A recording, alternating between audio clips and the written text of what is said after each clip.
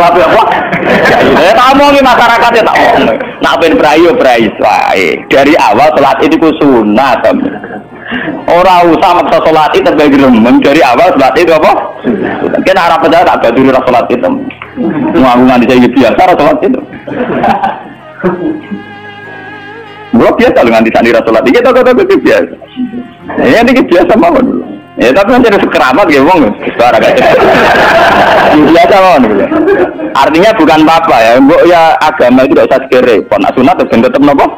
Sunat. Untuk ada dua orang atau sholat subuh nak sholat. Mengapa karena sebagai ada gerakan. Orang tahu subuh tak sholat. Pena.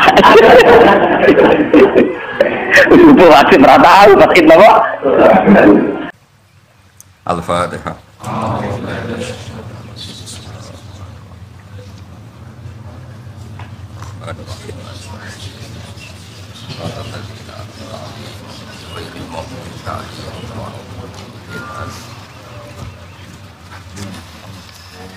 ila hadratin Nabi Mustafa sallallahu alaihi wasallam subhanahu wa Muhammad wa khususan lama syahidah marana ila sallallahu alaihi wasallam wa jami' muassisi hadzal ma'had al-Fatihah.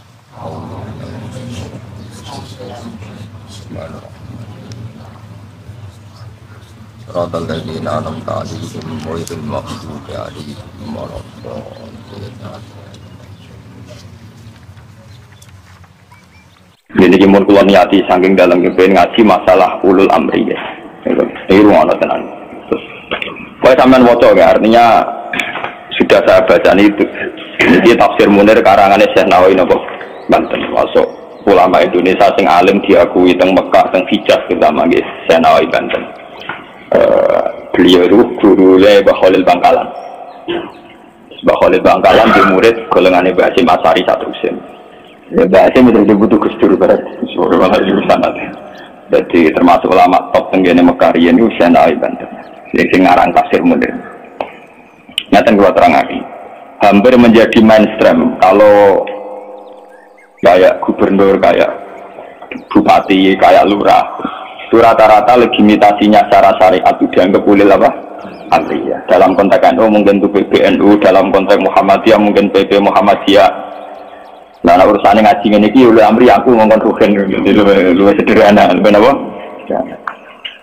Yang jelas melihat asbabun nuzul itu kental sekali bahwa sebetulnya masalah itu tidak keluar dari disiplin militer. Kalau balik ini melihat asbabun nuzul awal mula ayat ini turun itu tentang disiplin apa? Militer.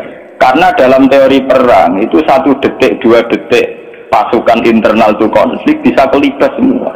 Sehingga dalam sistem perang atau sistem komando tidak ada ruang istihad, tidak ada ruang polemik, tidak ada ruang beda pendapat. Kalau dalam suasana normal orang boleh beristihad bagaimana Indonesia yang terbaik, bagaimana umat Islam terbaik. Ada yang bermadzhab harus pribumisasi Islam misalnya. Orang yang berpendapat kudu jelas al-farqu bainal haqqi apa? Hak mana batil. Global ini malah ini. Ayat ini secara nuzul itu jelas-jelas tentang konteks perang. Kita tahu dalam teori militerisme, dalam teori militer, teori perang tidak ada ruang diskusi, nggak ada ruang dialek, juga tidak ada ruang istihad. Semua harus tunduk pada perintah komandan. Sehingga orang sekali berammar bin Yasir, orang sekali berabu Bakar Siddiq. Ketika Nabi suatu saat memimpin, Khalid, kamu komandan. Itu sahabat yang kali-berkali kayak Abu Bakar sekalipun itu tidak berani bantah. Meskipun atas nama kesalehan Khalid bin Walid itu tidak apa-apa dibanding itu Abu Bakar. Tapi karena ini sistem perang, di mana keputusan harus final dan harus cepat. Kalau tidak terbunuh, itu harus tunduk. Jadi tidak bisa ada ruang istihad lagi, karena ini sudah di medan apa? Perang, harus ragam. Ya sama, teori militer mulai zaman dulu sampai sekarang sama, harus ragam, satu komandan, satu instruksi. Nah, kalau demikian halnya, maka fantasi-fantasi kita nih, sering dengarnya kita, ulul amri itu lurah, bupati, gubernur, itu salah besar kalau melihat asbabun nuzul ini. Dan itu yang pertama kaul yang diyakini Syekh Nawawi sinten Banten. Makanya di sini beliau bilang apa itu awal-awalnya itu qala Sa'id bin Jubair nazara hadil ayat fi haqqi Abdullah bin Hadzafah As-Sahmi, terus fana jalat hadil ayat fakhina idzin fal murad bihim umara'us saroya. Tapi lucunya pendapat ini tidak populer di Indonesia. Paham ya? Tidak apa? Padahal ini takbirnya sorry, fal murad bihim umara'us saroya. Yang harus kita tundui tidak boleh ijtihad lagi adalah umara'us saroya, komandan perang. Karena harus satu instruksi, satu garis. Sekarang kita coba latihan ijtihad. Kalau kita latihan ijtihad dalam kondisi normal, tentu guru dengan murid saja bisa beda. Tidak boleh kita langsung tunduk sama guru dalam hal kondisi normal, dalam hal ijtihad. Orang tahu semua kalau Imam Malik itu gurunya Imam Syafi'i, tapi Imam Syafi'i punya mazhab sendiri yang tidak sepersis mazhabnya sinten Malik. Orang tahu semua Hambali itu muridnya Syafi'i, tapi Imam Ahmad punya mazhab yang tidak sepersis mazhabnya Syafi'i. Bahkan dalam Islam jelas-jelas ada aturan manis dapat asoba falahu ajron, wa in aqta falahu ajrun wahid. Orang yang ijtihad kok benar dia punya 2 pahala, kalau salah hanya 1 pahala. Karena pasti kita dengan guru kita dengan orang tua kita dengan panutan kita, pasti ada kias ma'al farid. Kita masih punya pembeda. Padahal sahnya kias ma'al jami'. Mesti kita ini dengan guru kita ma'al farid. Misalnya Mustafa bin Irwaho, tak ngiyak kok Gus Bae mulang kitab. Tengah-tengah ngaji sopo. Paham? Misalnya kau niru di tamu kok bagian jati pandai gelang. Kau ramai rapayu di tamu, punah kesuwereng. Malah rapayu. Paham? Padahal itu guru kita. Paham ya?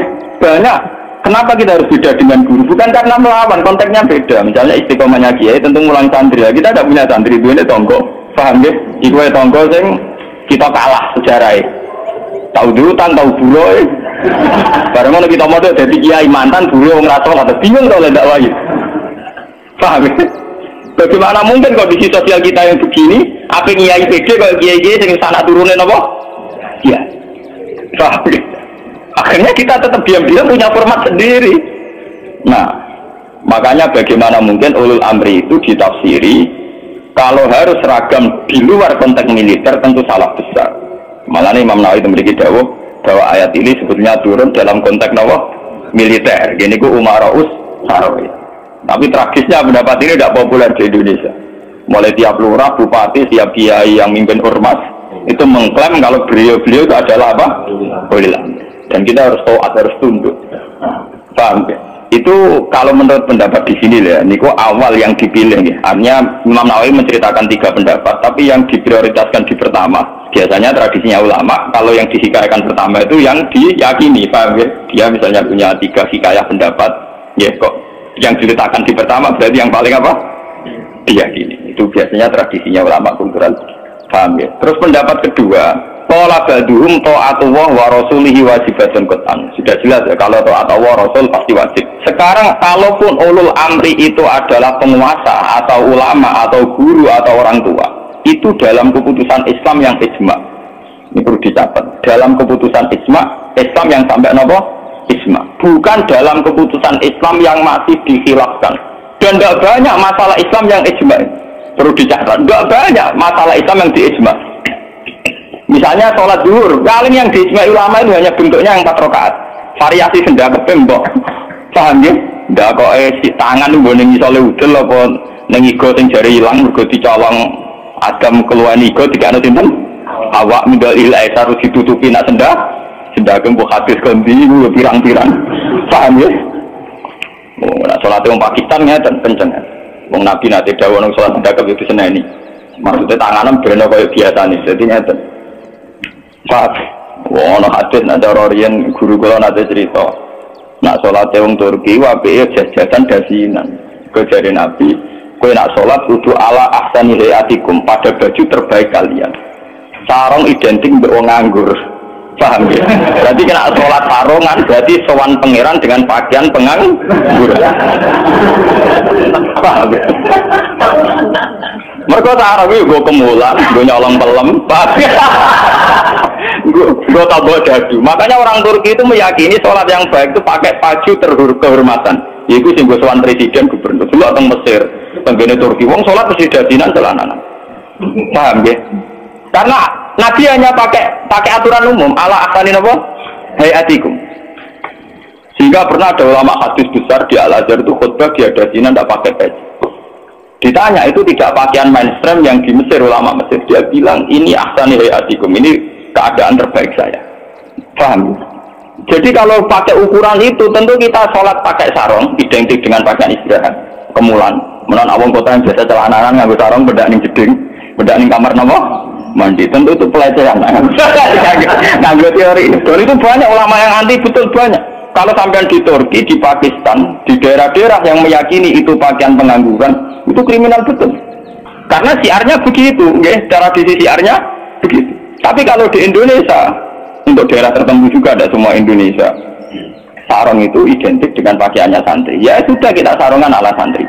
Tapi coba kalau di Malaysia, kayak Mahathir Muhammad, dia pakai celana, sarungnya disampingkan. Dan itu ala asani apa? Hayatikum. Tapi di Indonesia sama tak gitu, ketoprak tapi. Nah ini contoh. Nah yang kayak begini tidak mungkin masuk kategori wajib taat karena variannya tidak ijma gitu loh maksudnya. Saya itu paham ya?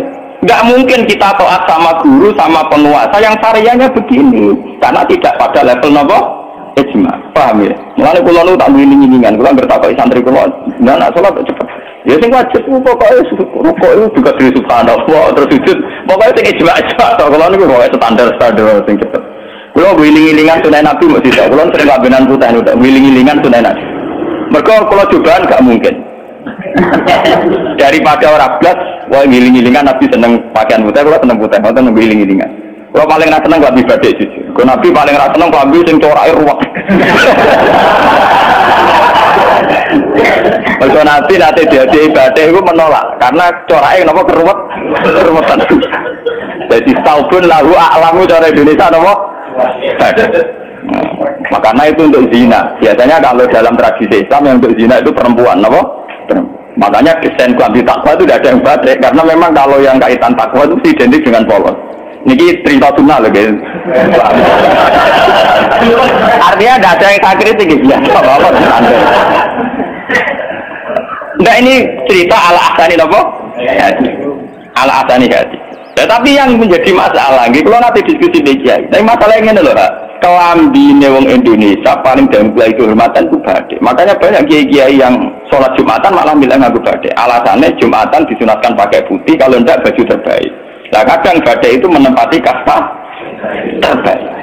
Tapi sebetulnya itu keruwetan. Masalahnya itu ada variannya itu, varian coraknya itu, yang lahu aklam, yang variannya apa? Dikeruwetan, apa? Keruwetan. Kita kira apa-apa, dikira apa-apa, mending rawuh. Lah yang kayak begini itu tidak mungkin menemukan format ijma, sehingga tidak mungkin kita wajib toh. Dicatat ya, tidak mungkin kita wajib toh. Sehingga tidak perlu santri Indonesia yang mondok Mekah terus mulai jubahan, ya tidak perlu. Sing mondok India terus nganggo turbus gitu kan perlu. Sing dikiai kemal-kemul jubahan, orang ganteng pesel jubahan, wah sini-sini wong. Nah guru mune Mekah jubahan pantes ganteng gagah. Apa wirang puasa keriting jubahan. Mesti pikirane wong pertama punya orang arah darani sunnah Nabi. Kan benda piye mesti wong ora sida nafsirno sunnah tapi nafsirno sing ora. Paham ya? Terus menyangkut varian-varian yang terus begitu.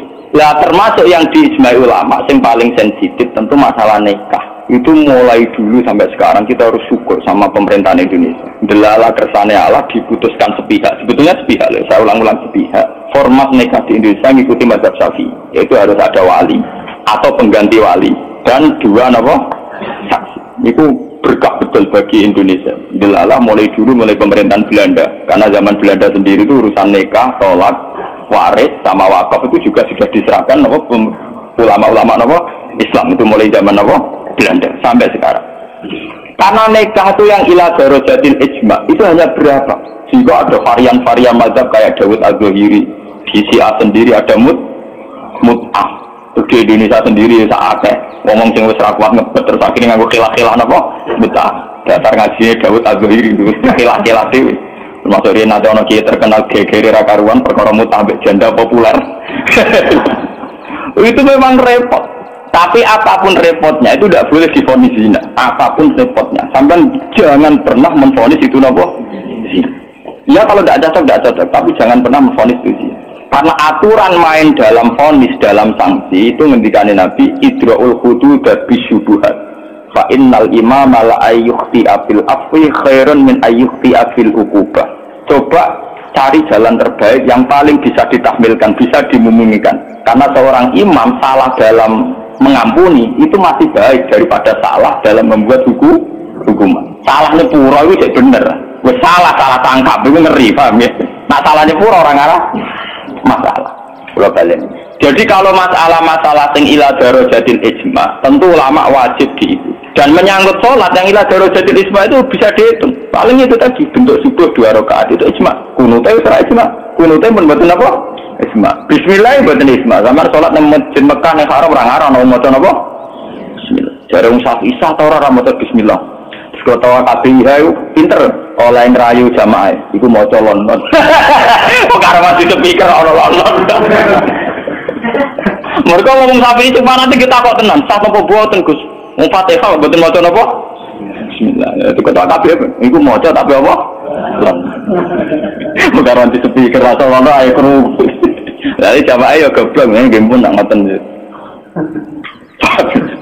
dari dulu kalau bismillah itu memang masalah. Ya, mulai riat memang apa? Masalah. Yang kalau kayak gitu itu tidak ila darajatil ijma.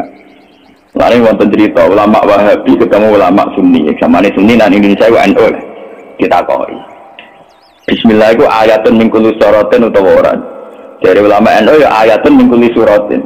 Ya mesti kiap tau NU. Ditakoki wong Wahabi. Kena nulis kul wa akad iku mulai angka 1 ayat 1 ku apa? Ya kul wa akad iya nak mulai ayat ditulis mulai Bismillah. Orang tulisan Quran Bismillah ditulis ayat itu. Mesti kul wa ahad 1, Allahu samad 2. Mungkin dhewe ora termak, engko barani ayat iku piye? Mungkin dhewe nulis iku mulai napa? Mulai kul wa napa? Nah.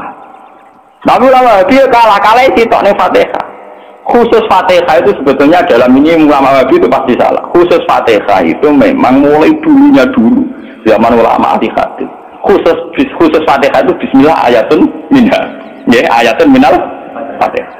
Makanya Qur'annya Wahabi sekalipun itu untuk Fatihah bismillah itu sudah punya angka apa? 1. Khusus Fatihah loh ya. Nah, kira tahu neliti, menyerah tahu paham. Mulai itu ini ngapal Quran nganti laris semaan ora paham. Oh, surah bakat seneng ilmu. Khusus bismillah di Fatihah itu sudah ditulis angka 1. Karena dulunya dulu khusus Fatihah memang bismillah itu ayatun minha. Paham ya? Tapi di selain Fatihah jelas tidak sama lihat. Di semua Quran seluruh dunia. Mesti bismillahirrahmanirrahim tanpa ada tulisan ayat. Baru kul a'udzu birabbil falaq ada 1. Paham ya? Itu menunjukkan bahwa tidak ayatun min kulli surah. Makanya sampean kalau punya Quran Arab Saudi ya, kalau sudah baca ya, ganti surat ya paling mandek sebentar ya langsung sabbi isma rabbikal a'la nanti ganti surat ya wallahi idza nanti ganti ya wadduha atau apa pokoknya dia tidak berhenti tidak baca apa bismillah. Tapi api pemerintah ini Wahabi ora api bae ngono lah nak nyetak Quran standar dunia tetep ana bismillah ya. Paham? Mau dirapayu Wahabi pokoke walhasil niku dekne tetep nulis napa? Jadi cocok pokoknya sementing ditulis lumayan. Paham ya? Mulane kiai-kiai kena iso do-do di jamaah. Sudi kok mboten maca Fatihah imam. Ya maca tapi kira krungu. Ya tenang. Wah ya. Paham. Tapi itu baik. Yang kayak begini itu tidak darajatil ijma dan kita boleh balelo, boleh napa? Baik. Ya sama seperti konteks tarawih. Lo bolak-balik matur, wong Muhammadiyah roh kabeh nak tarawih nang Masjid Haram 20. Taslimatun min kulli ada, tetap balelo 8. Pahami balelo napa? 8. Wong NU ya roh kabeh nek Mekah Madinah ora ono kuno, tetepe balelo napa? Kuno. Paham ya? Di Muhammadiyah balelo ning tarawih, NU balelo ning kuno. Itu sah secara ilmiah karena tidak darajatil ijma. Ya sah itu secara ilmiah apa? Sah. Apa contoh diterusna urusan poligami, tapi ekstrim. Poligami nggih ngoten. Wong roh kabeh, nak sahabat-sahabat itu garwane ana sing 16 ana sing 10. Tapi wong Syafi'i meyakini maksimal apa? Wong yo roh kabeh, nak sing dinali misale dibojo nganti 16. Raja-raja Mataram malah 32 ben 6 ngono. Padahal iku Khalifatullah pranata napa? Ya wong ya artinya kita ini itu tidak ilah darajatil ijma. Kamu menfonis zina pasti salah. Jangan mentang-mentang kamu Syafi'i orang Islam yang menikahi di atas 4 kamu fonis zina pasti salah. Fonis kamu pasti salah, kriminal fonis kamu. Jangan mentang-mentang Syafi'i kamu memvonis zina siapa yang nikah fawqal arba. Gak bisa. Karena itu memang keputusan maksimal 4 itu tidak. Sing ijma paling sak ndure siji mesti masalah geger iku ijma iku. Iku mergo ngakoni dhewe-dhewe. Paham, nah iku peristiwa kenyataan, nah iku ora urusan ijma ulama. Mana agrono kiai sing ahli sosial kados kula tak iku hukume poligami piye. Wong iki ora piye. Lah kok ora wani iku ya mari repot. Lah iku mesti mari repot. Halal sing mari napa? Repot. Jadi masalah-masalah yang tidak iradarojatil ijma itu tidak usah punya vonis hukum. Jangan katakan orang yang nikah fawqal arba hukumnya itu juga menyangkut Jumatan. Jangan katakan kalau sebelum 40 orang terus tidak wajib Jumatan, tetap wajib. Khas mensyaratkan 40 itu khas mazhab nopo Syafi'i. Tidak bisa. Misalnya di desa-desa terbelakang banyak yang jumlahnya belum 40 dan mereka tetap harus Jumatan. Dalam kitab-kitab Syafi'i sarannya juga gitu. Jika dunal arba'in sebaiknya tetap Jumatan. Meskipun nanti sebaiknya AA2 juron. Meskipun nanti sebaiknya ya ada apa? Karena bahaya kalau nanti ada Jumatan disyaratkan nunggu orang 40. Nggak ada dalam tradisi wong latihan berjuang langsung diumat kira 40. Itu apa-apaan. Kalau latihan berjuang di umat 40 itu sakitnya. Nabi jadi nabi selawase orang yang di umat moloro tuh terima wong sapi di umat minimal berapa? 40. Orang ngarah. Paham ya? Ini kalau baleni malik. Kalau pendapat ulama itu lah dari jadi ijma baru wajib ditundui. Padahal masalah yang ijma itu bisa dihitung dengan jari. Misalnya sholat 5 itu paling bentuk rokaatnya yang ijma. Bentuk fatihahnya ya misalnya Hanafi tidak harus fatihah. Pokoknya mata ya saro minal Qur'an. Macam-macam juga. Ya, mata ya taruh nopo minal. Kalau Syafi'i bentuknya harus fatihah, tidak harus surat. Itu yang tidak ijma'nya. Begitu juga menyangkut i'tidal baca apa, rukuk baca apa, sujud baca apa juga tidak pernah ijma'. Yang penting ada tumakninah biqadri subha. Nah, ya ukurannya pakai begitu. Kalau diteruskan juga masalah qiraah, ada Ibnu Katsir, ada Imam Asim, ada Imam Amir, Ibnu Amir dan sebagainya. Sehingga qiraahnya Qurannya macam-macam. Cuma kita ngikuti qiraah atau Asim riwayatin apa? Hafiz yang kita yakini dianggap qiraah apa? Masyhur. Paham itu? Kalau terusakan ini. Jadi ini ku sing menyangkut isma. Lah niki sing radi ekstrem Imam Nawawi ngendikan wa amma ta'atul umara wa salatin fal aksar annaha takun muharramatan. Ini ekstremen. Kalau taat pada penguasa atau raja itu kebanyakan konteksnya, kebanyakan kasusnya itu malah haram. Li'annahum la ya'muruna illa bil dzulmi. Paling banter kebijakannya berbau napa? Boleh. Nah, ini kok ekstremen ya. Jadi Senawi Banten itu ekstremen. Dan dalam hal ini saya tidak sependapat dengan Senawi Banten karena kalau di kitab-kitab lain itu rata-rata meyakini vonisnya jangan haram, tidak wajib. Tidak wajib dulu. Kalau beda ini kalau contoh. Kalau dalam usul fikih dikatakan haram dengan tidak haram itu beda sekali. Sama seperti hukum dialogis. Misalnya Mustafa kere itu parah. Mau ora sugih itu ya orang anti kere tapi orang anti sugih. Misalnya Rukin goblok itu parah.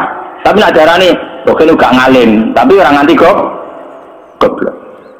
Nah di sini Imam Nawawi menfonisnya ekstremen. Ta'atul umara itu haram. Ini kok ekstremen. Sebetulnya dirumuskan dulu tidak wajib, ya. Urutannya apa? Tidak wajib. Nah, tidak wajib itu bentuknya bisa haram ketika maksiat. Tapi ya kadang-kadang naik ke wajib. Kalau itu menjadi maslahatul ra'iyah. Paham ya? Juga bentuknya bisa sunnah. Kalau baleni malah ya. Jadi tentang usul fikih ya, dasar-dasar ilmu usul fikih wonten aturan main ngeten ya. Pertama misalnya hukum itu wajib.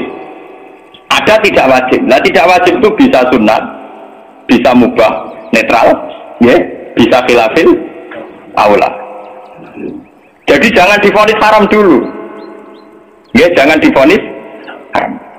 Dan kita mengikuti tradisi Sunni bahwa taat kepada umara selagi tidak memerintahkan barang haram itu taatnya wajib. Selagi tidak memerintahkan barang apa? Oke, jadi misalnya SBC punya kebijakan masyarakat harus bayar pajak misalnya, yang pada kadar yang wajar, itu ya wajib. Tapi kalau memerintahkan haram, maka menjadi apa? Haram. Artinya apa? Hukum taat kepada umara itu tidak ada hukumnya. Yang penting tidak wajib dulu. Nanti melihat kalau konteksnya maslahat menjadi wajib. Kalau tidak maslahat tapi tidak haram, ya nanti ada urutannya. Kalau agak baik, ya mungkin sunat. Baiknya sedikit, ya agak sunat. Kalau setengah makro, ya khilaful aula, sesuai urutan-urutan di fikih. Karena itu banyak itu ketentuan-ketentuan di fikih. Lah yang menjadi masalah ini sama dengan nanti. Bagaimana kalau sesuatu itu taruhannya dengan stabilitas? Ini rumah tenang. Entah itu stabilitas politik, entah stabilitas ekonomi. Kayak kasus Abang Senturi itu kaitannya dengan apa? Stabilitas. Itu paling ngeri dalam semua tradisi kekhulafaan dulu. Misalnya Yazid itu jelas-jelas gendut. Yazid bin Muawiyah jelas-jelas gendut. Dia adalah aktor di balik pembunuhan Said Husain di Karbala. Tapi kalau dilawan akan terus berdarah-darah umat Islam. Karena de facto Yazid lah yang dianggap presiden saat itu. Karena dia putra Muawiyah yang memenangkan pertarungan politik dengan Ali bin Abi Thalib. Jika kalau dilawan akan terus berdarah-darah umat Islam. Tapi keputusannya Said Hasan mengakui pemerintahnya Muawiyah, juga pemerintahnya Yazid. Apa mengakui kebatilan? Ya enggak. Hasan hanya ingin bilang bahwa stabilitas umat berdarah-darah harus dihindari, perang berkepanjangan juga harus dihindari. Sehingga ketika era Said Hasan disebut amil istimah, itu paling susah, dan itu mulai dulu sampai sekarang masalah. Begitu juga stabilitas ekonomi. Semua ulama itu ijma kalau riba itu haram. Nah riba itu apa? Mengambil kadar lebih dari uang pokok. Tapi semua sistem keuangan dunia meskipun itu di negara Islam yang jenenge bank rumus dasar itu suku bunga. Lah makanya kayak sama tak ceritani, hukum bank mulai NU lahir 26 sampai NU wis tuwek saiki 2000 pinten, tiap muktamar mesti ana sing takok. Yo tetep dijawab khilaf, senengane muni telu ka mulai dhisik wis telu. Suwe tambah papat. Biasane mainstream pertama riba mesti haram. Wis suwe nek riba mesti apa? Haram. Lah nek takok, "Lah bank itu termasuk riba apa ndak?" Urung mesti haram. Pokoke muni riba itu haram. Kalau ceritani ya. Karena kiai-kiai yang meyakini riba haram itu betul. Kalau riba haram itu betul. Tapi kalau yang meyakini bank itu riba itu tidak mesti benar. Bank loh. Karena begini, dulu ekstrim-ekstrimnya kiai tenggene Indonesia termasuk Kiai Rehan Kudus, termasuk guru-guru saya ekstrim. Ini kemauan sempat fatwa khusus bank negara itu boleh. Masih bilang gitu.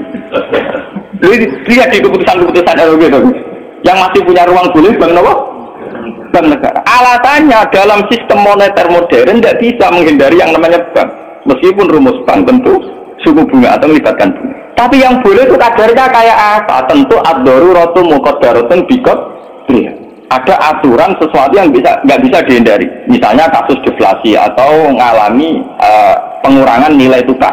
Misalnya begini. Tidak mungkin kan orang yang punya uang tahun 82 juta yang saat itu adol sapi gede, orang nabung di bank 2 juta tahun 80.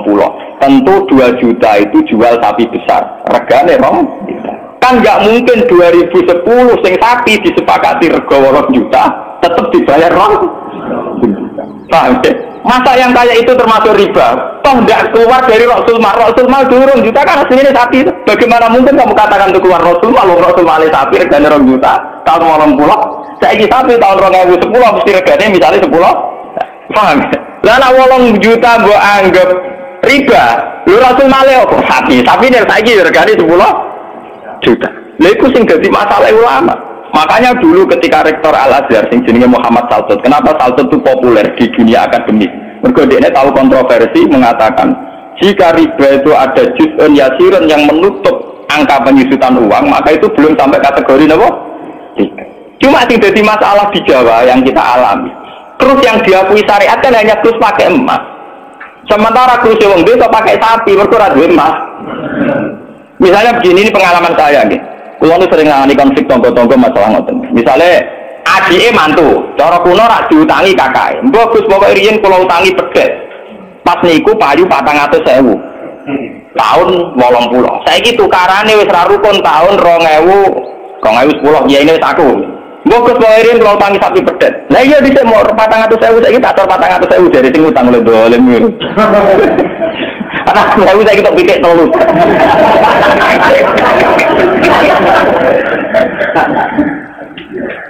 Aku ada di kiai ini gampang kalau jawabnya, ternyata mawon. Nak di sahur 400.000 jual mari geger, itu kok ada pedet mawon. Pengirin utangnya apa? Pedet. Sampai itu goblok. Terus orang nganggo 4 nganggo pedet, mungkin pedet ya, saya tunggu pedet. Enggak, aku ngukumi wajib nganggo krus pedet, wis rupa duwe mesti geger. Nah, di sini kok pedet ya sahur apa? Sekarang tetangga saya itu banyak yang haji. Itu gara-gara krusnya sapi. Dulu mbak saya itu namanya Mbak Sidik. Itu haji pun tak sapi 16. Sekarang itu ngomong darani haji ku murah. Dulu keluarga saya haji kalau menangi cilik, keluarga kalau haji mau bayar 7 juta. Menangi malah haji 14 juta. Pas bapak kalau haji 2003 niku 23 napa juta. Tapi wong desa muni darani haji saiki sepakat murah. Mergo nak ngangkrus nganggo sapi. Mergo dhisik sapi entek sapi 16. Saiki 30 juta lah entek sapi papat. Dadi wong desa nak darani haji saiki luwih murah timbang dhisik. Artinya apa? Rupiah yang melonjak itu tidak ada pengaruhnya dalam kursi wong desa. Mergo dhisik 7 juta entek sapi 6, saiki 30 juta entek sapi papat. Bagaimana Anda bisa menvonis riba dalam konteks-konteks surwat ini ekonomi ini, paham ya? Mesti wong ora paham nak wong fikih ngukumi riba itu sak perampangan. Ya mau mikir maksudnya ora paham. Paham ya? Kalau nanti dibantah bagi, lah nak ngoten nak jenenge riba. Sama nak diutang aku malah saya kira iso nyaur, mesti riba. Wong diutang Pak, wong diutang. Saya iso nyaur mesti kudu riba. Nak riba ora iso nyaur. Lah contohnya piye Gus? Nah misalnya sampean diutang aku 10 tik, saya iki golek duit 10 kangelan sih besar 100 rupiah riba lho kok mending. Iya toh, misalnya orang dulu punya pecahan 10 rupiah, diutang 10 rupiah. Saya kira rugi nyaur iki, golek pecahan terkecil saya ini 100. Nyusui ra iso lho. Wong pecahane 80 ya ora ono. Apa riba itu misalnya? Paham ya? Kalau riba itu persis nilai intrinsik, nilai nominal uang, tentu masalah. Tentu apa? Berarti uang diutang 10 sen atau 10 rupiah kudu disaur 10. Bela ini nengdi. Paham ya? Nah ora iso barang riba lu nyusui duit 100 rupiah, golek 10 rupiah 80 ya. Piye carane? Malah ada ulama udah mikir, paham?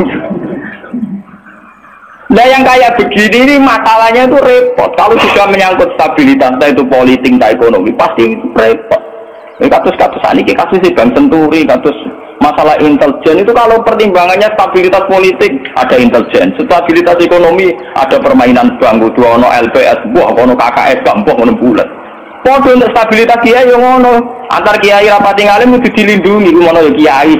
Ya karena semua itu demi stabilitas. Jadi aku tidak pakai uang. Cara jenengan kiai Mustafa Anis Budi saja ya uang apik. Tapi kalau nanti ngeten ya uang kita tahu salah, tapi tetap uang apik. Itu demi stabilitas. Kalau mau tidak percaya pada kiai tinggi juga repot agama itu, paham? Orang mau bangga yang kalau nggak ada motif percaya ono ras. Podo kalau dukungan masyarakat ke kiai rendah kita ya repot. Ngurus agama gimana kok? Mang takut kiai sapa itu orang jelas budi apa ya amun. Tapi kok ngene-ngene genjas tetep apik di bangku ya. Aku lah sering disewani tiang-tiang ono kiai terkenal apa di tokoh-tokoh desa nggo terkenal apa ono jenenge fitnah macam-macam, mbok fitnah mbok tenan apa napa alam. Ono kiai kok kelakuane ngene-ngene terus iya kenapa to? Sing darani kiai kok apa? Kiai wong sing mimpin salat. Nek pancen salat itu pas kiai, lan di luar iku kowe ora ngene ora apa-apa. Sesuai kiai itu kadang-kadang kok anakku, walah Gus kula difitnah ngeten. Kuwi goblok. Kiai kok di luar urusan salat. Penting ku anggere salat ke rukuk makmum rukuk kabeh, pas kowe sujud kabeh ku jenenge kowe pas kiai. Paham ya? Di luar iku 50-50. Wong aku sing ngalim perasaanku ngono kok kowe kok repot. Aku ora wis kiai ngalim, perasaanku dadi kiai pendak mulang amne. Ora mulang serapati napa? Iya. Doa kontak itu bodoh. Gua nganti saat ini biasa teng pasar, lu teng parkiran, lu teng isor gitu ya. Itu yang dia nggak sepeda motor dulu, kadang nggak ngerti kamu. Gus ono Gus Ba, nabi bilang, aku nyayu pedak mulang, kenapa begini gitu rapat sing apa? Cuma tetap bang sholat, minta omongnya. Aku tetap bang sholat. Lalu kalau ulama paling atau tersinggung. Mboten nanti kalau tersinggung, kalau rukun tak kontan nurut betul tersinggung, dia biasa mah. Ya nurut itu artinya jadi akal, jadi pertimbangan. Ya apa jadi akal lah, kudunya seneng deh santri jadi akal. Kadang kita ini berlebihan, nongkrong orang dia juga taat di luar konteks urusan agama. Kadang kita nyuruh orang itu kan hazim nafsi. Misalnya udah digawe di rumah mewah, tentu kepengen ono pot sing indah, ono bunga sing indah. Ngongkon santri wajib nurut. Itu kan aku nafsu. Saat aku kepengen di bunga yang indah, di taman indah kan nafsu. Kenapa instruksinya pakai lembaga kekiainan? Paham ya? Oh, itu kan kriminal, loh. Paham ya? Kecuali misalnya Ruhin ngaji ngantuk, anggap kriminal bener dalam konteks agama kok itu kriminal. Paham ya? Tapi nak Ruhin tak konopo tamanku dia ngantuk itu sah, karena saya sendiri ketika kepengen taman itu anak hazim nafsi. Itu harus dibedakan. Karena kanjak tanggaku sing kiai lah ya kowe miyai lah dene bedak salat ae. Iki kowe pas kiai. Tapi kan naruh kok jalan terus kok gitu sih. Apa? Tangga-tangga itu wong salat itu kabeh prai gara-gara kecewa apa?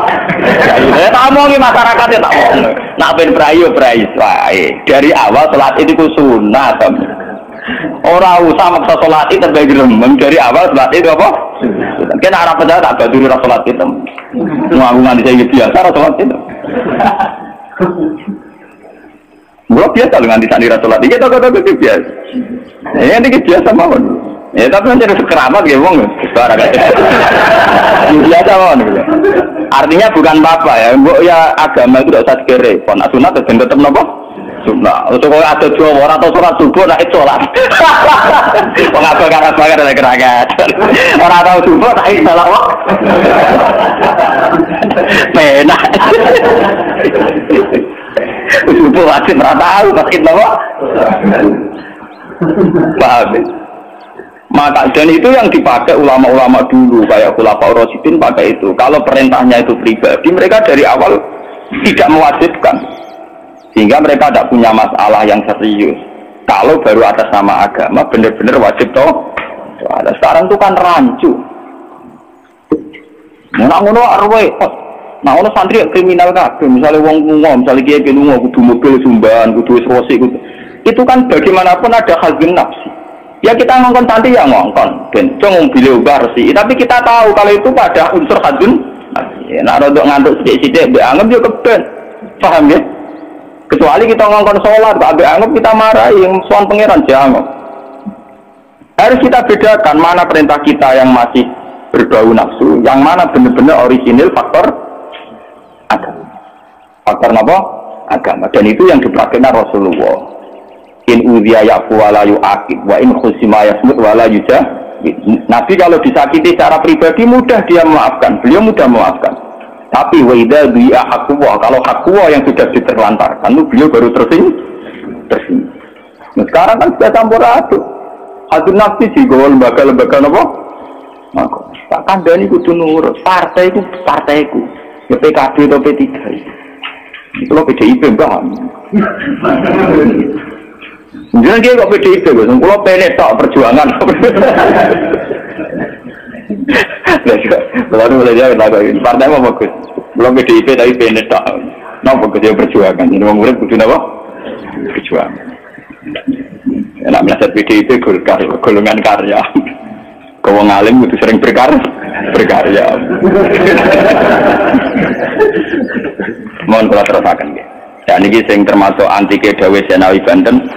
Wa idon anna a'mal umara wa sa'atin mauqufatun ala fatawal ulama.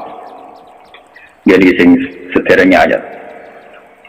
Harusnya kebijakan-kebijakan penguasa atau raja itu mauqufatun ala fatawal ulama atau ala fatawid ulama, fatwa-fatwi. Raja atau penguasa itu kalau punya keputusan itu harus ikut pada garisnya ulama. Ya kalau bolak-balik matur. Sekarang yang merupakan garis ulama dalam konteks bernegara itu apa? Ini kalau ngomong sensitif ya. Yang kaitannya ulama dengan negara dalam konteks negara yang kayak Bhinneka Tunggal Ika itu apa? Itu pancen repot. Misalnya begini. Kita punya Ambon, punya Maluku, kita punya NTT. Ketika dipaksakan dulu Piagam Jakarta yang memaksakan syariat Islam, tentu mereka akan menantang keluar dari Indonesia, NTT dan Ambon, Irian Jaya. Yang kayak begitu itu tidak fatwanya ulama, itu sudah masalah bernegara. Nah, kalau nanti tanggal kiai-kiai cara jenengan seperti itu. Misalnya Indonesia memaksakan penerapan syariat Islam. Syariat Islam yang mana? Kalau syariat Islam formal mungkin kita akan mengatakan sebaiknya diterapkan syariat Islam. Tapi termasuk syariat Islam adalah menjaga peluang dakwah, ini catat. Dan saya siap ketemu Allah dengan pendapat ini. Bukan berarti saya terus pluralisme atau pakai teori-teori modern, enggak. Saya pakai teori ulama. Saya tidak pakai teori modern. Catat ini, saya tidak pakai teori modern, pakai teorinya ulama. Termasuk syariat adalah menjaga peluang dakwah. Bayangkan kalau dipaksakan syariat Islam kemudian NTT keluar dari Indonesia, Ambon, kemungkinan kita dakwah di Ambon malah tidak ada. Juga kemungkinan Islamisasi di NTT malah tidak ada karena sudah keluar dari Indonesia. Paham ya? Mulai dulu wali songo ambek maling ya apik, ambek tukang zina ya apik, ambek tukang gadi ya apik. Itu bukan berarti mereka tidak bisa membedakan hak dan batil. Dengan diapii masih ada peluang komunikasi, dan dengan ada peluang komunikasi ada peluang dakwah, ada peluang pembenaran. Sama dengan utuhnya NKRI NTT bagian dari Indonesia, iso Kiai Rapai kaya rukun dua orang NTT. Ben dadi ya. Lho kanca kula nek pondok dhisik ra kanggo ini ran jaya kiai provinsi lah. Wingi sowan kula ngajak pangdam lha. Ya Allah Gus kula munggo ning sarang Ki RT ora payu nang kono kiai provinsi. Lho wingi sowan kula niku sowan numpak sahabat bareng sinten? Pangdam. Saniki mun gawe yayasan nggih sekolah tinggi lah. Jadi rektor kayak gitu. Wadah kita urip ora roh. Wong sak urip-urip ngaji rek kula ra tenan bodorane ra tenan. Saya bakatane mbek napa? Pangdam. Juga ketika ada kerusuhan di sana, mesti tokoh agama diundang Pangdam. Dan ini termasuk mewakili tokoh provinsi levelnya napa?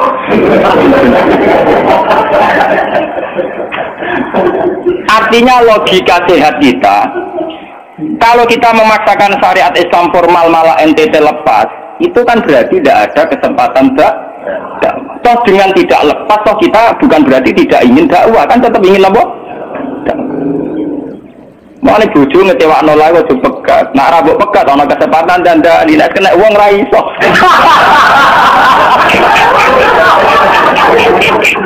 Tapi tak tekir ra kok. Ya sama. Semua sejarah Wali Songo itu sama orang nakal kan enggak apa-apa.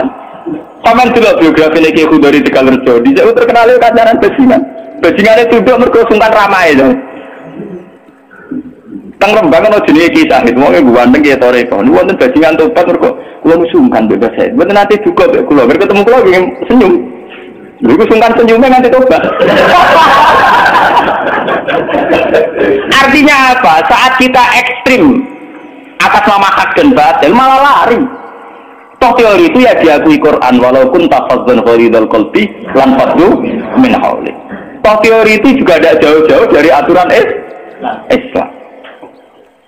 Meskipun kita juga punya teori yang lain, karena ini tidak selamanya berjalan lancar. Kadang gue kancanan non akal ya belor akal tenan. Kancanan non dia patut tenan. Selingkuh tenan. Sebab itu ya ben kalau FPI ya keben di ekstrim ya keben. Nyatanya pribumisasi kadang ya katut tenan. Wong Gus kancanan nakal kadang tinakali ora anut Gus, kadang Gus katut sing nakal.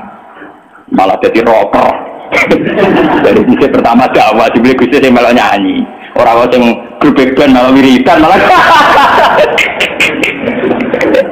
Artinya kan metode apapun kan nggak semuanya jalan lancar. Tapi kita atas nama manhaj metode kita seluas mungkin punya wacana gitu. Terus kita punya banyak pilih. Ini disebut ikhtilaful a'immah atau nomor. Makanya yang kamu maksud dengan syariat Islam itu apa? Kalau sering bilang. Yaitu misalnya ditetapkan undang-undang ini. Setiap syariat Islam, kenapa kita ngemis ke negara? Nunggu diundangkan. Kapan kita mandiri sebagai ulama kalau setiap syariat Islam nunggu diundang? Sebelum diundangkan negara, kita sama ulama selalu dakwah ilallah. Misalnya sebelum ada badan narkoba, urip-urip kiai mesti anti narkoba. Sebelum ada undang-undang misalnya tentang kawin, perkawinan. Sauri pribe kiai nak kawin mesti golek wali. Nah ana tanggane kawin digoleki syahid, goleki napa? Wali. Kenapa setiap syariat Islam kita ngemis ke negara? Dulu ketika pembubaran Ahmadiyah juga kita ngemis ke negara. Tanpa itu pun kita sebagai ulama tetap anti napa? Ahmadiyah. Lah nek saiki misale tokoh Ahmadiyah kalau menarik di bangku kowe, lah saiki kowe lomonti bagi kiai kono. Kowe kali-kali nyalahno awake dhewe bareng. Mun nang kalah lomo ngono ae. Bagaimana mungkin kita dakwah nak kiai sunni medhit, kiai non sunni lo? Ketika wong lari ning aliran dari aliran apa ses? Nang kok nanti hisab pangeran iku mlayu perkara kowe medhit ora perkara apa-apa, ora lara. Paham ya? Ini masalah. Makanya kalau baleni malah ya. Syariat Islam itu komplit, termasuk aturan hak dan batil, tapi juga aturan dakwah. Makanya kalau terima kasih sama ulama-ulama sekarang itu, sekarang ada rumus, ada fiqhul ahkam. Fikih yang menentukan hukum, ini haram, ini halal, ini mubah, ini khilafil aula.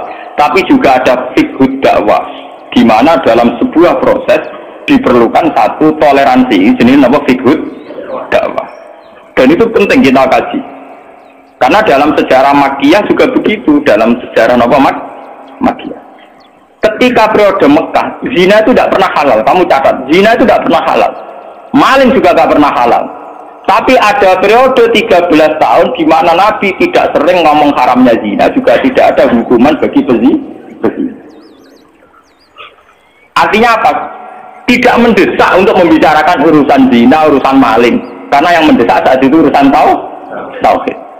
Misalnya kamu dakwah di NTT, tentu yang penting umat diajak ke logika bahwa tauhid itu lebih benar ketimbang trinitas. Ya hanya begitu saja. Kamu tidak mungkin langsung masuk ke urusan zina, maling, gento dan sebagainya. At-tadrid fi sunnah, proses dalam sunnah itu juga penting. Ini tahapan-tahapan dalam proses Ya fatwa ulama itu maksud fatwa yang begini-begini ini. Makanya dalam semua sejarah wali ini catat, mesti ada ulama formal, ada ulama yang tidak formal. Bisa ada ulama yang pro syariat kayak Sunan Kudus. Selawatnya tidak cocok misalnya Kali Joko. Kok Kali Joko mau orang Islam itu bener, malah penggemar Jogja. Termasuk orang usah sholat dari sholatnya Mbak Kali. Hati ini besok sholat. Sebuah kan boyo lali sholat 3 kelas dan Jogja empok kono. Sunan Kudus kafir terus ini. Selawatnya tidak cocok. Ya tapi bagaimanapun, bagaimana mendakwai orang Islam kawasan Jogja, Klaten, Solo, golongannya pinggir, kalau tidak model Kali Joko. Nyatanya ya terus saya Islam pirang-pirang, sing sholat ya wis akeh. Paham ya? Itu dulu masalah betul. Sunan Kudus kiai fikih. Bahkan ulo untuk cerita ya dari lesan ke lesan dari para kiai. Sunan Kalijogo saat itu tukaran terus mbek Sunan Anu yakin ke sisi tok ape gawe dakwah nganggo macan tengul napa jenenge wayang napa tengul wayang tengul lak bentuke fisik wong koyo patung haram kuman suara sorotan ubi bangun kok ngekek nyawa barang jero iki kuno kan akhirnya tukaran Kalijogo sadar itu metode efektif walhasil akhirnya disuwarno kiai sepuh zaman itu Sunan Kudus Sunan Ampel terus ditenan ya saiki sedengan wayang kulit mergo wong geteng ora urip. Ya tetep ana wayang tapi kulit. Artinya itu ya geteng lah artinya kan gak Ana ora urip itu kan ora perlu kok ngekeki nyo. Iku tengah-tengah. Lah Sunan Kalijogo muni syahadat kan lho munine tekaten. Muni kalimat syahadat lho muni kalimat sodok. Saking jawanisasi napa dene yakin putih ku sunat ya nganggone ireng terus kabeh foto wali songo putih kecuali Kalijogo. Dari Pak Bionto napa Kusumo. Yang tak kula utuban Kalijogo utuban. Wong kula nate diburu tiang-tiang gara-gara terkenale bapak kula di warisan Pak Bionto Kusumo. Saiki warise kula tu tamune kathah. Golek kabine sinten Sunan. Zaman kula enak mun tak dol lek ngopi ya.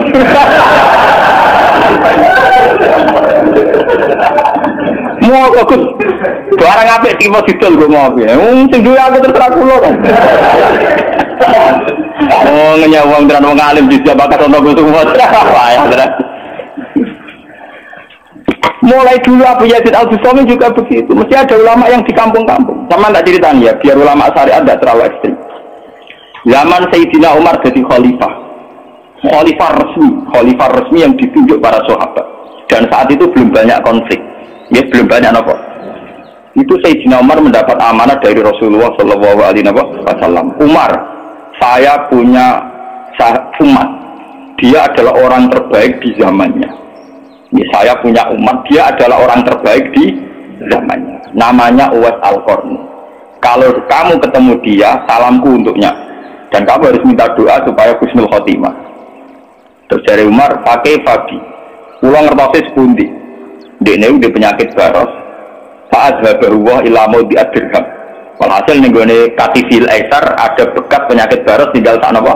Sakoin gitu. Terus ini apa? Sakoin. Ini keluar cerita. Dia punya ibu sendiri hidup di kampung Angon Wedhus. Walhasil Umar tiap ana tamu ya diblodori. Paham ya, hampir sing raine mirip-mirip ngono. Nah ora kutil sen maksudnya itu. Ora mau diatur. Mboten niku kula cerita, ben sampean ngerti. Walhasil akhirnya suatu saat itu rombongan Uwais Al-Qarni dari Qurun Al-Qarni. Niku sowan Sayyidina Umar. Ketika ketemu sesuai sifat itu, Sayyidina Umar nangis di dunia. Uwais Al-Qarni mboten purun. Walhasil akhirnya yang memerintahkan ini Rasulullah. Uwais Al-Qarni purun nangis mesti tunai. Lalu yang antik apa? Sayyidina Umar tanya, ya Uwais, saya ingin waktu supaya kamu mau ketemu saya.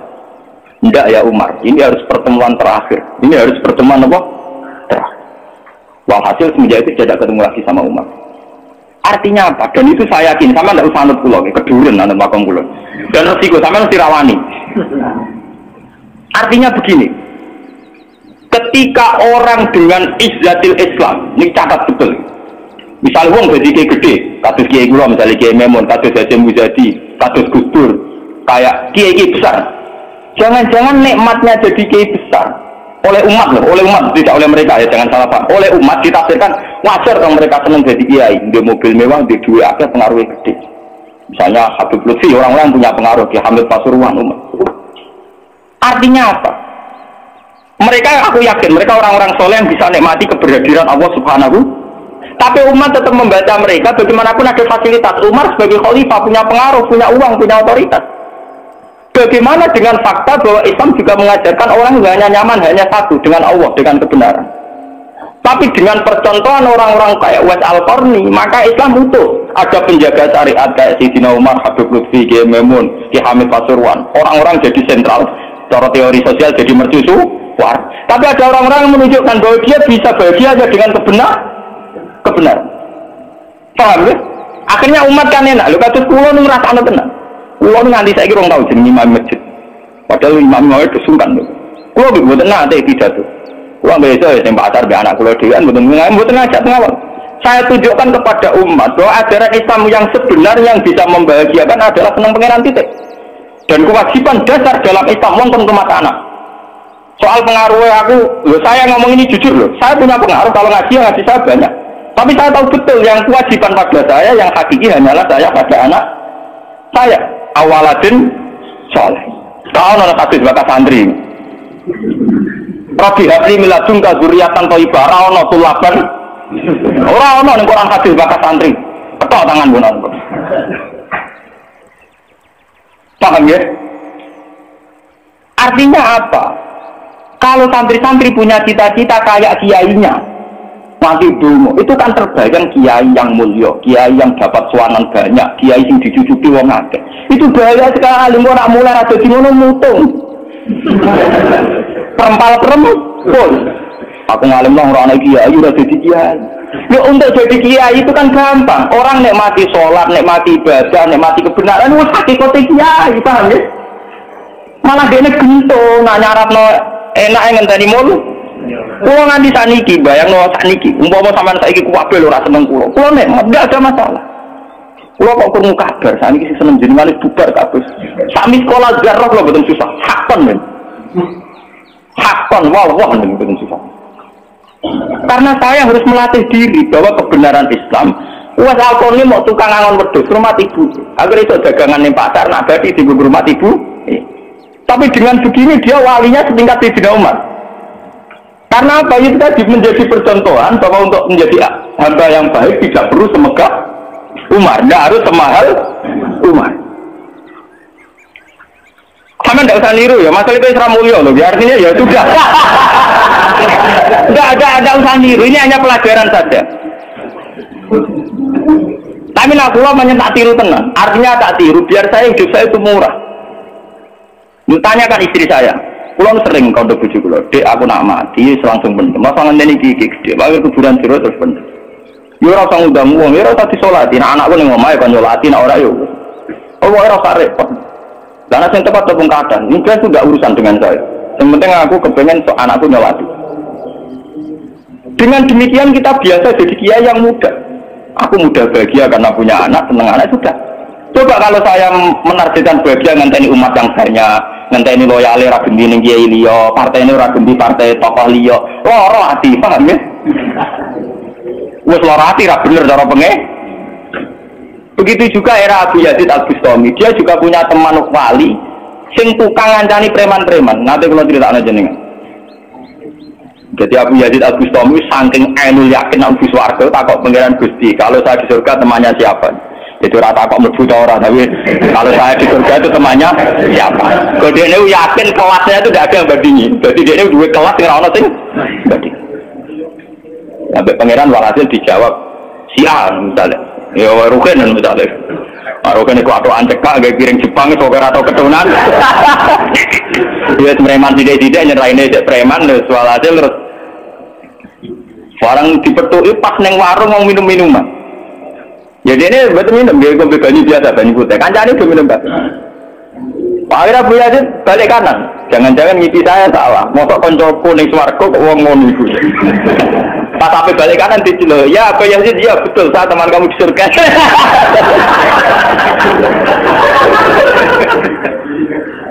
Akhirnya tak apa Bu Yazid.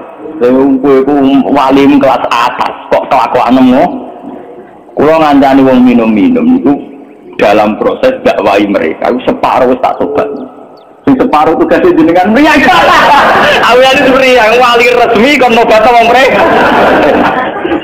Jadi gampangane umat Gus Mek tekan mikir Hasim Muzadi. Paham ya? Waktu itu terus ngetokno wali ini. Iya. Umatem kon delok ra iku. Nek ora tobat tujuh ujang Abu Yazid habis. Dilarang. Hei umatku, itu seorang wali Abu Yazid. Lihatlah wajahnya. Langsung tobat kabeh. Mana alamat kiai nek tau nobatno wong. Ana kiai kok ora tau nobatno wong, ora ana wong sing tobat krana wajahe tak suarane ora pati kiai. Paham ya? Ora pati napa? Tugas kiai nobatno wong ora ana sing tobat malah kepelayan. Iku ora pati napa? Contoh lagi bahwa orang soleh itu tidak harus berkecimpung mimpin, itu cerita terbesar adalah Nabi Musa dan Nabi Khidir. Nabi Musa itu dengan segala reputasi, revolusi mengalahkan Fir'aun, menyelamatkan Bani Israel dari cengkeraman Fir'aun. Tapi ketika Nabi Musa merasa orang terbaik, saat dia khutbah ditanya siapa orang terbaik, ya Musa saya. Sama Allah diingatkan sama Nabi Khidir. Itu hanya orang sendiri di tengah laut. Artinya apa? Untuk orang menjadi soleh harus punya pengaruh kan? Tapi Khidir dewean. Tapi saiki wong kejangkitan penyakit. Kiai sukses wis pengaruh akeh, jamaah akeh, nak wiridan akeh, istighosaan. Lan kula nu tak latih tenan. Kula nggo gak ditegur ngalim mboten purun, mulang ngeten-ngeten. Saking nak sing mulang ra kula ketok malah keliru. Kaya misale jadi itu saja masalah itu. Nah, misalnya saya mau rujuk era karu-karuan.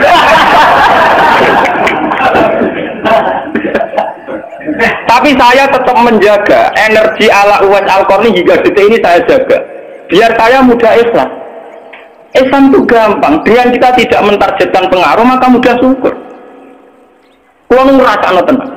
Kalau nggak ketemu lagi diubah ngebes, didosai uang kayak uang awam kadang dipisau itu yang cara-cara tanah enak tenang. Artinya dia nyaman tenang. Kadang dipisau uang kadang macam-macam cara-cara. Nah kalau di pasar biasa dipisau uang gitu ya. Dia kadang ngerti, sesuai ngerti, nah itu putrane bapak. Uangnya jadi seberapa kalau biasa, kalau buatan biasa, buatan apa? Ini biasa. Kalau nanti saran termasuk kiai, nanti ngebis mau dipukul di tiang bergong rosol luwe kiai di bang. Anak pulau bodoh saran mengalim ngeten-ngeten, padahal pulau guru deh. Wah mata semua. Saking awam pulau, maksudnya karena saya dipilih ngajak anak pulau ya, gue jajan sitok nih. guyon mbak anak kula kalau ngawam sekian. Situ bukan Pak, bukan saya Pak, untuk menjaga energi. Bahwa khazanah Islam itu ada tokoh formal kasih Sina Umar, Nabi Musa, kayak Kiai Memun, Habib Lutfi, ya siapa? Kalau di sini mungkin ngatus Kiai Nawawi, banyak Kiai, enggak apa-apa, itu harus kita jaga, kita hormati. Terus Mbak Nawawi, Mbak Munawir, Mbak Arwani kita hormati. Tapi jangan lupa Kiai Humul ini juga menjaga stabilitas agama. Dan itu di Wali Songo dicontohkan anaknya Sunan Muryo. Sunan Muryo itu satu-satunya Sunan yang mau kumpul uang, memilih kuburan itu dua gunung angel rata ruang. Artinya kita ini harus kaya sekali dengan khazanah-khazanah perilakunya para orang-orang Tapi kenapa kamu milih soleh-soleh yang duriakan? Jangan-jangan kowe kriminal, Pak. Wong aku sing alim ora milih soleh sing ngono kok ora ngalim kok milih soleh sing duriakan pengaruhe. Mana kulon saat ini sumpah nonton, urip kulon wis final, kulon anggap urip kulon pun final. Mana dari tujuh kulon tidak pulau mati, kulon menganggap urip kulon final. Artinya saya itu sudah menganggap Islam itu final. Umpama Islam itu kelebihannya kan gitu, umpama dewan ya nyaman, kumpul uang ya nyaman, tengah-tengah ya apa? Nyaman. Mana dari hikam ketika mendidik Humul, bagaimana saya butuh orang saat saya lahir juga sendiri. Kok aku ketemu pangeran dihisap ya sendiri. Kok nang jero kuburan ya sendiri. Aku tanggung jawab ning arep pangeran sendiri. Kok aku dipendem ya sendiri. Aku pas lahir sendiri, aku pas mati ya rohku dicabut ya sendiri. Kok aku butuh wong lho apa.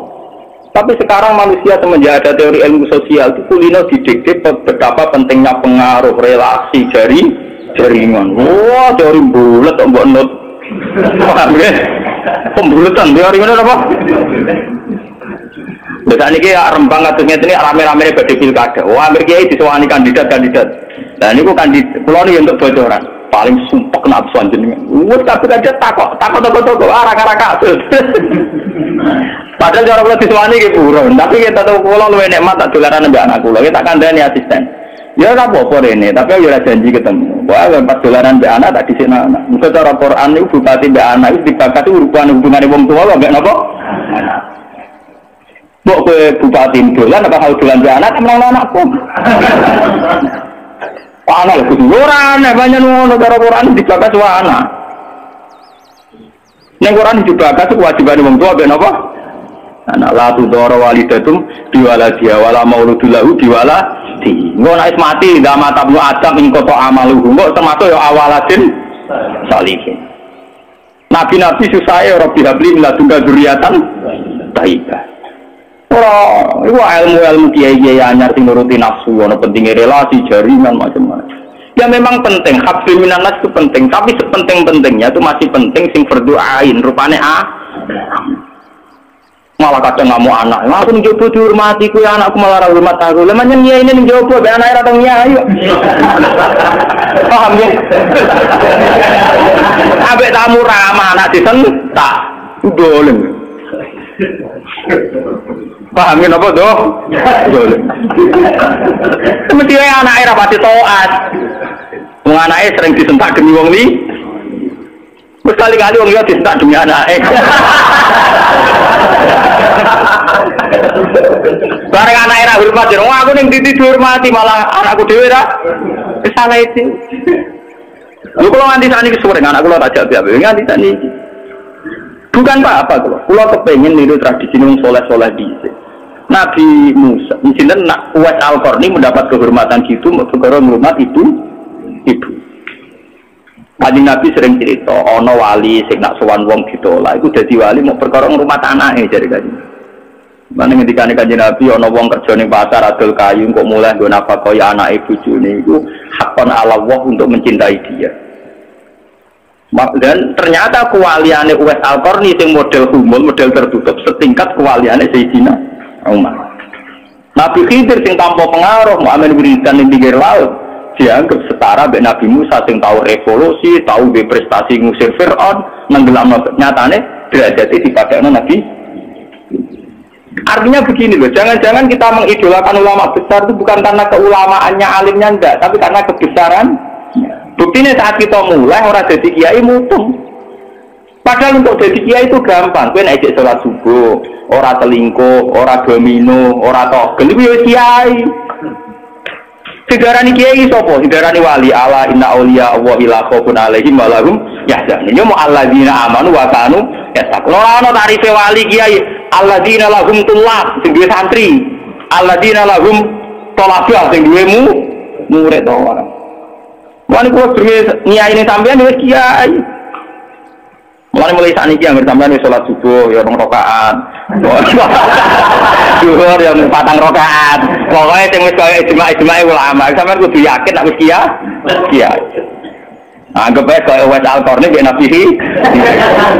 Utawa kancane sinten Abu Yazid Al-Bustami. Ini penting kalau aturakan karena tren sekarang mengukur kiai sukses dia itu dipengaruh. Itu keliru besar. Tidak ada itu dalam tradisi ulama wali. Sama tak cerita nih, zaman Kiai Hamid Pasuruan terkenal wali, Pak, pulau tuh tahu banyak tentang beliau karena gurunya bapak saya, sepupunya mbah saya. Mbah saya itu punya bapak namanya Mbak Idris, itu adiknya Mbak Abdul, abahnya Pak Hamid Pasuruan. Jadi saya tahu banyak cerita beliau. Beliau kan orang Lasem, masih misanan kalian Mbah. Niku hormat sama wali-wali kumul. Zaman itu beliau masih hormat jenis Gus Hud Sidoarjo, juga hormat jenis Mbah Muhammadun Pondoan Padi. Artinya wali-wali populer sebetulnya yang hormat sekali sama wali-wali kumul nggak terkenal. Tapi kita kan mesti milih yang terkenal saja, paham ya? Padahal wali-wali yang terkenal itu hormatnya bukan main sama wali-wali yang Sinten sengarang I'anatul Thalibin Sayyid Zaini Dahlan. Niku gurune sengarang sinten? Gurune sengarang I'anatul Thalibin. I'anatul Thalibin dikarang Sayyid Abi Bakar sinten Syasol. Niku muridnya Sayyid Zaini Dahlan, nggih murid sinten? Sayyid Zaini. Iku dia kanca wali ning pasar Bakul Kerabu. Iku angger Jumat ditiliki. Yo guyon. Suwe-suwe santrine gak trimo, santri kaya Mustofa ora gak trimo. Wong alime ngono kok dijak guyon mbek bakul napa? Moga Jumat ditiliki. Sayyid Zaini sing rono. Dene takok. Wong ngoten jangan tiga-tiga. Iku kancaku wae. Wong sing ilmu banding aku yo wong iku. Mikir murid. Lha iku Jumat berikutnya ditiliki meneh wis ra ono. Mau sempat misoi saya Zaini, kowe nyanati aku. Itu ketika ada orang lagi. Imam Syafi'i gitu. Imam Syafi'i itu orang alim kaliber. Dia itu kalau ijtihad hukum kok belum dikomunikasikan dengan Saiban Ar-Ra'i itu belum mantap. Imam Syafi'i itu mujtahid hukum, tapi kalau dia ragu, itu ngenteni kancane jenis Saiban Ar-Ra'i itu kan angon wedhus ning desa. Woi nek dikomunikasikno niku mantep. Dan itu mungkin setiap zaman mesti mungkin. Lah kula nu ngalami. Kula kan sering teng pasar. Ana mobil mau mandek. Ya mangke kula biasa pakai suku. Lah cara wong sira ro nak kula numpak dokar, cara ora ro kan wong numpak dokar dihormati wong numpak mobil. Tapi perasaan iki numpak mobil kan kula ngakoni kula ngalim. Kula nu nate badhe teng Pertelon iki kisah nyata. Nggih teng Pertelon badhe bubal ngenteni mobil. Ya ana sing roh nak kula, Gus ana sing ora roh walhasil. Wonten mobil kiai gede mandek wonten kula. Mboten sareng kula. Ya wong janggal. Itu mungkin dan itu menjaga peradaban sehingga yang besar tidak angkuh mergo ana kiai-kiai sing humul. Cuma kula nu humule rapati sukses. Mari sing muncul-muncul niku mari ra jelas sing bareng. Itu bagus itu untuk menjaga energi syukur biar orang itu syukur jadi kiai enggak gantung pengaruhnya banyak, enggak gantung punya santri banyak. Tapi nyaman jadi kiai karena ngugemi kebenaran, meyakini apa? Kebenaran. Dan itu penting kalau atur-atur. Lalu kulo nganti saat ini kepengen, cuma arah sukses. Artinya kayak kulo kan ditetir terjempulit. Jadi pengaruh dulu mas kulo bek tamu ya rapati hormat. Kulo bek uang ya rada angel petuane. Tapi untuk tektir kayak kata kulo tektir. Sebenarnya itu tidak pilihan saya, artinya tidak pilihan. Tapi ini perlu kulo aturakan biar khazanah Islam sing teng NTT teng Ambon itu masih. Kulo nanti diceritani dia memang. Zaman Khalifah Harun Ar-Rasyid. Niku setiap begundal dibuat teng fak-fak teng Irian apa? Jaya. Sama seperti Inggris orang-orang nakal dibuat teng Australia. Niku nak dirunut dia ada misi dakwahnya. Ternyata dari Irian itu turunan Arab tuh banyak. Sehingga ada Islam teng Irian nanti dok Timur Leste yang dulu masih Timur. Malah PM Timur dia nak namanya Martin apa? Al-Qadiri ini wak turunan apa? Arab. Wong Timur Leste kok tahu di WPM turunan Arab. Ini berko zaman sinten Harun Ar-Rasyid. Ini kok begudal dibuat teng fak-fak, napa? Teng. Ini anak tulis termasuk tokoh-tokoh sing teng Budi, teng Timur Leste, teng Budi. Lu wonten sejarah. Artinya apa? Apapun kumulnya perjalanan umat Islam tetap barokah bagi yang lain. Tapi kenapa kita harus cari yang terkenal? Kiai kumul barokah. Tapi aja kelainan terus kuper loh, guys. Terus percaya mimpi jimat lah. Mari naiki ku anggar kumul identik perkara jimat sampai napa? Kere. Kumul perkara ning gunung budak ngenteni apa? Nah, iku sing repot ora kumul klenek jeneng. Nak kumul nek mati Allah ora kok nek mati ngenteni kere ceblok, paham nggih? Kumul kok perkara ngenteni napa? Kres. Lah niku artinya begini nggih, kula matur kula bulan-baleni. Zaman Ki Hamid Pasuruan niku wonten jenenge Gus Ud Sidoarjo. Zaman Ki Bisri terkenal ngalim. Niku sering diskusi hukum ambek jenenge nak boten lepat niku subhanallah. Mbok kiai tambah kiai mabrur. Ngalim-ngalim orang Bangkota namanya sinten? Kiai mabrur. Zaman Mbak Zubair terkenal, Mbak Zubair Abeba. Niku sering diskusi kalian Mbah Kula. Di Mbah Kula nggih muridnya Mbah Mahfud At-Tirmidzi. Bahkan dulu ketika naskah Mbah Mahfud At-Tirmidzi hilang itu dulu dicari di Lasem. Di kiai yang saat itu belum terkenal karena masih Gus. Ini ku sini Mbah Mansur. Niku murid Mbah Mansur bin Khalil. Lah Mbah Khalil itu santri sing katibnya Mbah Mahfud At-Tirmidzi. Jadi banyak sejarah-sejarah di mana kiai-kiai top harus berduri sama kiai-kiai humul, kiai-kiai apa? Kiai-kiai humul. Nah saat ini sing dadi repot kan sing kiai top nyepelekno kiai humul, sing humul perkara keris mbek akeh. Iku padha masalah ini.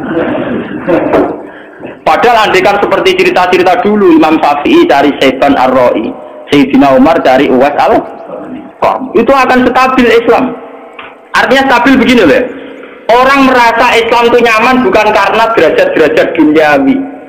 Selama ini kita akan begitu. Wajar kiai wayem, umatnya di mobil di duit. Artinya umat itu belum bisa menafsirkan nak kiai ayem karena tingkat kecintaannya pada kebenaran termasuk paham ya? Tapi dengan ada kiai yang tidak terkenal dirapati di duit, kok tetap nyaman? Berarti kan bukti tingkat kenyamanannya dia faktor kebenaran. Dan dua kubu ini harus ada terus, paham ya? Untuk menjaga kestabilan Islam. Dan dalam semua sejarah itu ada, pulau punya datanya. Abu Hanifah terkenal lu nembil gara-gara murid-muridnya. Abu Hanifah terkenal rumah kamu koyo Imam Syafi'i boten. Dekne iku tukang kain ning pasar. Ku bedino ya tuku kain. Adene wong alim, angger wong rono jebule rape tuku kain, perkara takok hukum. Angger wong debat ora perkara nyang-nyangan, bantah-bantahan ambek sing takok. Terus terkenal wong alim diadol kain. Akhirnya populer. Jadi dekne terkenal keulamaan niku kok toko kain. Akhirnya diabadekno saiki asline bakal kain ngoten mau. Ya ana ulama terkenal liwat jalur toko napa? Sesuk toko nek badrot mergo rono takok hukum.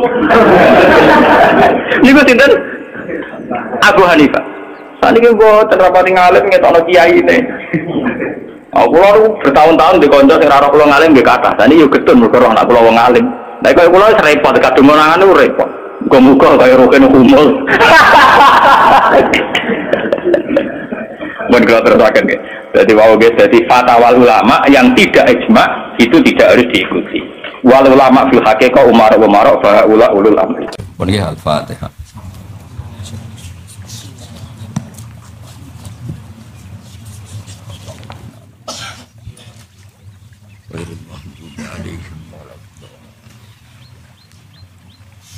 Bismillahirrahmanirrahim. Nahmaduka ya ghafur ya syakur masallu wa sallam ala sayyidina Muhammad sallallahu alaihi wa barik wasallam asma'in. Allahumma ya Allah ighfir li masyayikhina wa li ahli madinah. Waghfir ya Allah muassisi hadzal mahal wa anzilhum manzilan husnan indaka ya Allah. Ij'al qabrahum riyadil jinnah rawdatan riyadil jinnah wa taj'al qabrahum rawdatan mubarakatan. Allahumma ighfir lahum wa'fu anhum waj'alil jannata ma'wahum ya Allah. Ilahi naqihim min khatayahum kama yunqas sabul abyad min ad-danas. Walakihim biridho kalamna min safatik walakihim bimafrat kalamna min adab bana atina fitunya hasanah fil akhirati hasanah fil adab. Sallallahu alaihi sayyidina Muhammad sallallahu alaihi wasallam subhana rabbika rabbil izzati amma yasifun wa salamun alal mursalin alhamdulillahi rabbil alamin. Bismillahirrahmanirrahim. Alhamdulillah.